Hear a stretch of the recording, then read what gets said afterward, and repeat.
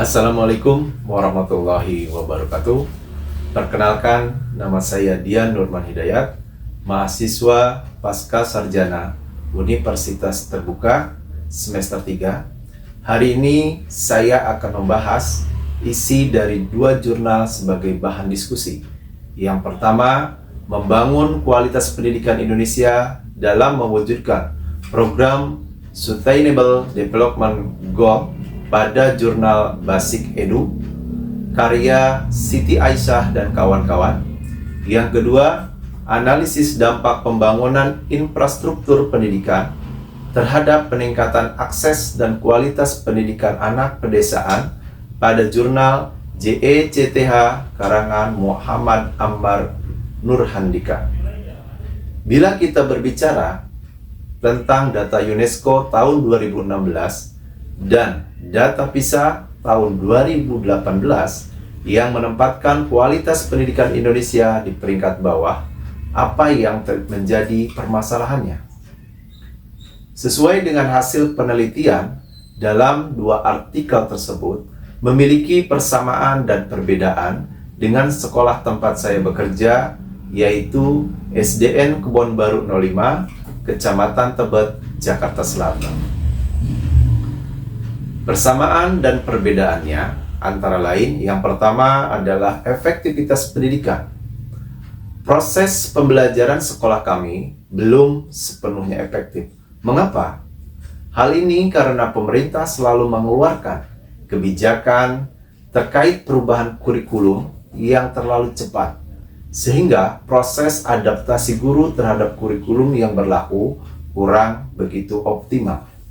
Bedanya, jika di tempat kami atau di Jakarta ini memiliki akses yang lebih baik dibandingkan di daerah dalam menghadapi perubahan kurikulum. Yang kedua, yaitu sarana prasarana. Sarana prasarana di sekolah kami belum 100% memadai. Hal ini mulai dari gedung sekolah yang masih 1 lantai dan dibangun pertama kali tahun 1973, belum memiliki ruang laboratorium yang lengkap, ruang perpustakaan yang perlu perbaikan, dan sarana multimedia yang masih perlu perhatian khusus. Bedanya, kami memiliki akses internet yang memadai dan prasarana lain seperti sarana olahraga, kebun, taman yang mungkin menurut saya sudah cukup. Yang ketiga, kualitas dan kesejahteraan guru. Jumlah guru sekolah kami ada 10 orang dengan rincian PNS 4 orang, P3K 5 orang, dan KKI 1 orang. Kami masih belum memiliki guru agama Kristen, dan di tahun ini 2 orang guru akan memasuki purna tugas dan 1 orang guru memasuki purna tugas pada bulan Januari tahun depan. Dengan demikian, kami akan kekurangan guru 4 orang. Jika hal ini dibiarkan lama, sudah pasti akan menjadi masalah di sekolah kami. Harus ada guru yang mengajar double 2 kelas dan pembagian waktu belajar yang perlu disesuaikan. Untuk itu, kami berharap adanya regenerasi guru agar kami dapat memberikan pelayanan terbaik kepada murid-murid kami, dan ini sudah menjadi keharusan dan perhatian pemerintah dalam membuat kebijakan agar tujuan Undang-Undang Dasar 1945 dalam mencerdaskan anak bangsa dapat terwujud. Adapun saran untuk mengatasi masalah-masalah yang saya sampaikan tadi diantaranya adalah: yang pertama, manajemen pendidikan, di mana pemerintah hendaknya membuat rumusan kurikulum yang sesuai dengan perkembangan zaman dan tidak terlalu cepat perubahannya, agar seluruh stakeholder pendidikan dapat menyesuaikan dengan baik, lebih optimal dalam menjalankan kurikulum yang diberlakukan.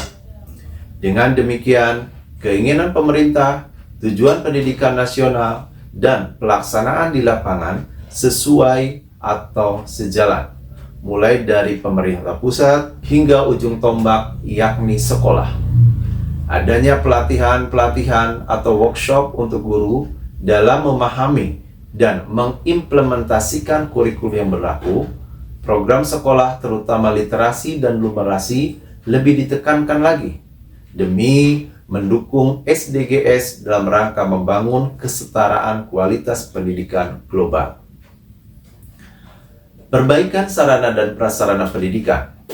Perbaikan ini diantaranya dengan membangun gedung-gedung sekolah yang sudah rusak berat atau tidak memenuhi standar, terutama sekolah-sekolah yang banyak peminat dan bangunan lama, karena ini akan mempengaruhi kenyamanan siswa dalam belajar.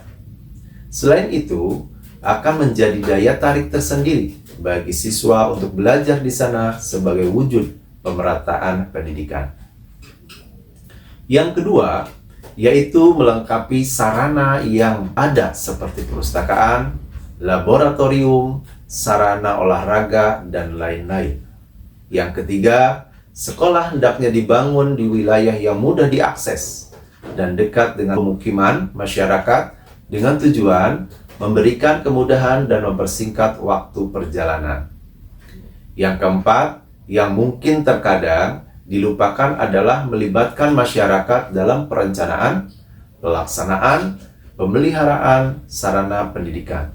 Hal ini akan memberikan dampak positif dalam keberlangsungan keberadaan, keamanan, dan keberlangsungan sekolah. Peningkatan kualitas atau profesionalisme guru. Guru merupakan ujung tombak pendidikan yang harus memiliki kualitas yang baik. Guru harus memberikan pelayanan dan contoh yang baik untuk murid-muridnya. Selain itu, guru harus memiliki 4 kompetensi yang wajib dimiliki. Di antaranya adalah kompetensi kepribadian, kompetensi pedagogi, kompetensi sosial, dan kompetensi profesional. Untuk kompetensi yang terakhir ini, menuntut guru menguasai materi yang lebih luas dan mendalam. Pengembangan materi pembelajaran dan penggunaan iptek. Peningkatan kompetensi ini bisa dilakukan dengan berbagai pelatihan, baik secara kedinasan ataupun mandiri. Nah, Hennessy et al. Tahun 2022 menyatakan bahwa guru yang telah menerima pelatihan yang komprehensif dan berfokus pada metode pengajaran yang efektif, penggunaan teknologi dalam pendidikan, dan pemahaman yang lebih baik tentang kebutuhan siswa akan memberikan dampak positif yang signifikan pada pembelajaran anak-anak. Tentunya, pembelajaran akan lebih menarik, menyenangkan, dan bermakna. Nah, untuk bermakna ini adalah sesuatu yang harus dilaksanakan dalam pembelajaran di sekolah. Kerjasama sekolah, pemerintah, dan masyarakat. Untuk meningkatkan pendidikan yang berkualitas, membutuhkan kerjasama antara ketiga elemen tersebut, sehingga terbentuk satu kesatuan dan kesepahaman dari hulu ke hilir, dari Kementerian Pendidikan sampai dengan satuan pendidikan. Tentunya, program-program pemerintah tersebut harus diketahui dan dipahami masyarakat agar semuanya berjalan sesuai alurnya. Masyarakat bisa memberikan masukan dan dukungan terhadap semua kegiatan sekolah. Hubungan baik antara sekolah dengan orang tua, khususnya komite sekolah, akan mempermudah langkah sekolah untuk mewujudkan visi misi yang telah dibuat. Dengan dukungan orang tua dan masyarakat, program-program sekolah akan berjalan sesuai dengan rencana. Dengan demikian, mutu pendidikan sekolah akan meningkat dan terjaga karena adanya kontrol dari masyarakat. Bantuan pemerintah dalam hal ini adalah KJP maupun PIP turut membantu masyarakat dalam pemenuhan kebutuhan pendidikan siswa. seperti dalam pembelian pakaian, buku, kebutuhan lainnya. Hasil penelitian Camarero dan Olivia tahun 2019, program-program bantuan keuangan kepada keluarga yang kurang mampu telah membantu mengurangi kesenjangan dan memberikan dukungan finansial sehingga lebih setara. Tentunya ini terkait dengan penggunaan dana yang sesuai dengan pembentukannya. Dalam hal ini adalah dana KJP maupun PIP. Jadi penggunaannya sesuai dengan sasaran. Dan program KJP dan PIP ini menurut saya membutuhkan perhatian, di mana harus ada kontrol agar sesuai dengan tujuan awalnya. Kaitan artikel dengan materi modul, yang pertama adalah terkait dengan sosial politik. Sosial politik ini berhubungan dengan kebijakan pemerintah tentang kurikulum dan perbaikan sarana prasarana sekolah, di mana pemerintah harus memperhatikan kebutuhan dan akses pendidikan dalam hal pembangunan sekolah.